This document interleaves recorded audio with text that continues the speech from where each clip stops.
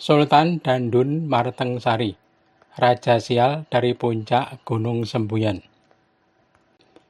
Raja adalah penguasa puncak di masa lalu. Tak heran banyak orang mempertaruhkan nyawa untuk menjadi seorang raja.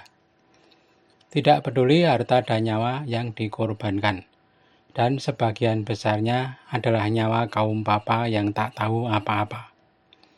Kisah perjuangan seseorang menjadi raja telah banyak menginspirasi jutaan orang. Tapi ada pula kisah konyol tentang calon-calon raja yang gagal, seperti kisah orang ini. Terlahir dari seorang ayah yang bukan kaleng-kaleng, seorang raja betulan, Prabu Mangkurat Jawi. Ibunya juga seorang top woman, Kanjeng Ratu Kadipaten, putri seorang penguasa di pesisir. Darah biru mengalir kental dalam tubuhnya. Dialah Raden Mas Kedaton, nama yang diberikan padanya saat lahir. Ketika dewasa dia angkat pangeran di Kartosuro dengan nama Pangeran Buminoto. Keinginannya menjadi raja dipicu perang Pacino. Waktu itu banyak pangeran melarikan diri dari istana menghindari serangan pasukan Cina. Semua kerabat raja tercerai-berai di beberapa tempat. Pangeran Buminoto memanfaatkan kesempatan tersebut untuk lari ke pegunungan selatan, di sebuah puncak gunung bernama Sembuyan. Dia mendirikan pedukuhan yang ditata mirip keraton di desa Kasine. Sampai ketika Raja Pakubuwono II berhasil menduduki takhta kembali, Pangeran Buminoto tak kembali ke istana.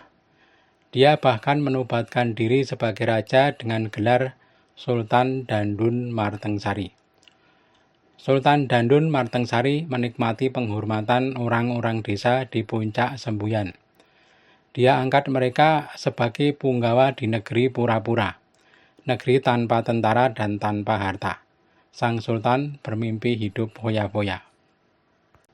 Dan ketika sang kakak Pangeran Mangkubumi juga melakukan perlawanan terhadap Raja Surakarta dan Company, Sultan Dandun diberi ultimatum, bergabung atau diserang. Sultan Dandun marah besar, merasa diremehkan oleh Pangeran Mangkubumi yang lahir dari seorang ibu orang desa. Dia tak mau tunduk kepada Pangeran Mangkubumi, yang dia katakan sebagai keturunan orang-orang penggendong bakul di sawah.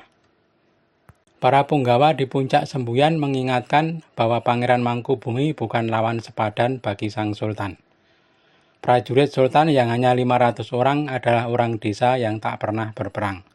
Bagaimana mungkin melawan pasukan Mangkubumen yang terlatih dan jumlahnya ribuan?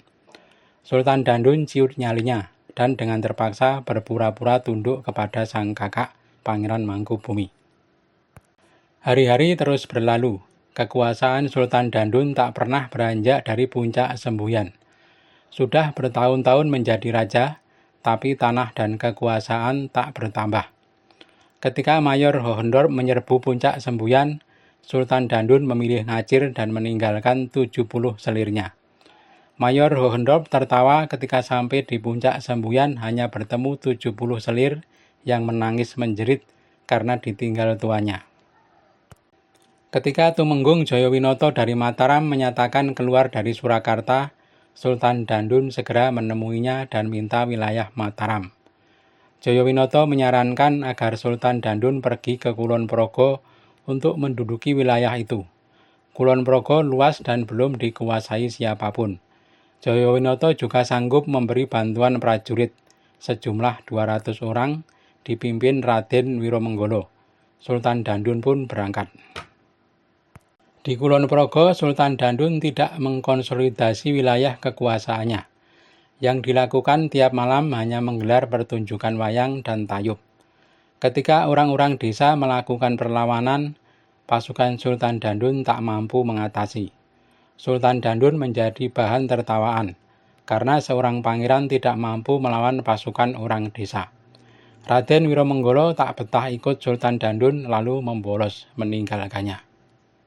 Terusir dari Kulon Progo, Sultan Dandun minta wilayah kepada Tumenggung Jayawinoto. Ki Tumenggung lalu melaporkan kepada Pangeran Mangkunagara yang kemudian menolak. Akibatnya Sultan Dandun marah dan menantang perang. Pangeran Mangkubumi sudah mengizinkan Pangeran Mangkunagara meladeni serangan Sultan Dandun, sekaligus untuk memberi pelajaran agar tidak congkak. Dalam pertempuran singkat, pasukan Sultan Dandun keok.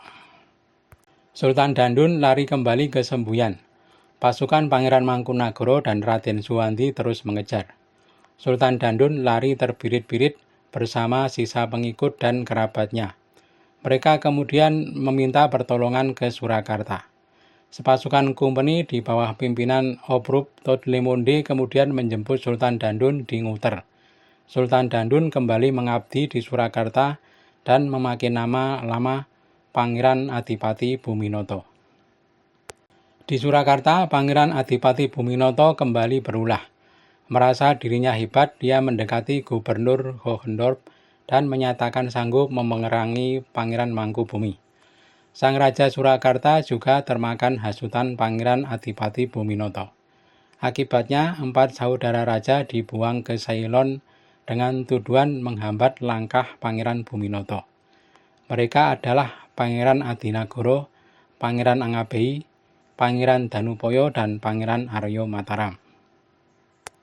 Namun setelah diberi jabatan Adipati dan Panglima Perang Surakarta, Buminoto tak kunjung melakukan karya. Setiap memimpin pasukan tidak becus mengatasi musuh. Langkah sering kedodoran seperti orang tak pernah perang. Akhirnya setelah beberapa kali mendapat malu, Pangeran Adipati Buminoto dicopot jabatannya sebagai Panglima Perang Surakarta. Tanpa jabatan, Pangeran Buminoto sangat menderita. Apalagi tanah garapannya seluas 3.000 karya juga tak mampu ia pertahankan. Akhirnya dengan tidak tahu malu, Pangeran Buminoto meloloskan diri dari Surakarta dan menghadap kepada Pangeran Mangkunagara di Mataram.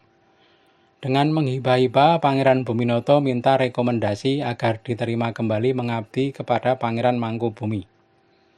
Pangeran Mangkubumi yang saat itu sudah bergelar Sunan Kabanaran menerima karena kasihan.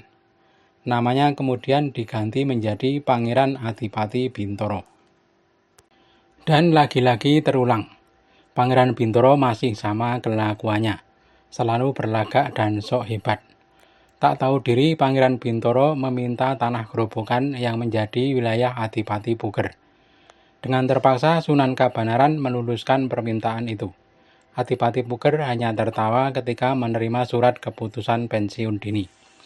Selanjutnya, Pangeran Adipati Bintoro diberi tugas untuk menaklukkan wilayah utara Grobogan dan sekitarnya. Namun, Pangeran Bintoro seringkali bertindak di luar komando. Ketika diberi tugas menyerang Jipang, Adipati Bintoro justru menyerang Tuban. Merasa mempunyai wilayah sendiri, Adipati Bintoro bertindak semaunya. Adipati Suryonagara Suwandi sangat jengkel, kemudian mengejar pasukan Pangeran Bintoro. Sunan Kabanaran sudah mengumumkan Pangeran Bintoro desersi. Adipati Suryonagara Suwandi pun tak ragu lagi mengejar sampai ke Caruban. Dalam pengejaran, pasukan Pangeran Bintoro semakin berkurang hingga tinggal tersisa 10 orang. Pangeran Bintoro lalu bermaksud minta bantuan sang adik Pangeran Singosari yang saat itu menguasai Kediri. Namun ketika bertemu, justru pasukan Pangeran Singosari menembaki Pangeran Bintoro. Pangeran Bintoro lari kelabakan dan akhirnya berlindung ke benteng kompeni di Surabaya. Melalui kompeni, Pangeran Bintoro meminta agar diizinkan kembali mengabdi di keraton. Pada saat itu sudah terjadi palian nagari. Sultan Yogyakarta maupun Sunan Surakarta tidak mau menerimanya jika tidak menanggalkan gelar pangeran. Sultan hanya bersedia mengkaryakannya sebagai penabuh tambur pasukan Nirboyo dengan tanah garapan 50 karya. Pangeran Bintoro yang tak biasa hidup susah tak dapat menerima. Dia akhirnya memilih menjalani hidup sebagai orang buangan di Pulau Banda. Meski demikian, Sultan Yogya masih berkenan menerima pengabdian putra Pangeran Bintoro yang bernama Raden Mas Pandi. Dia diangkat sebagai punggawa dengan nama baru Pangeran Aryo Notopuro dan diberi tanah garapan 400 karya. Kepadanya diberi pesan, jangan tiru bapakmu. Demikian akhir nasib Pangeran Bintoro. pangeran pengecut yang sok-sokan menjadi raja. Terus ikuti kisah lainnya di BK Almari Channel.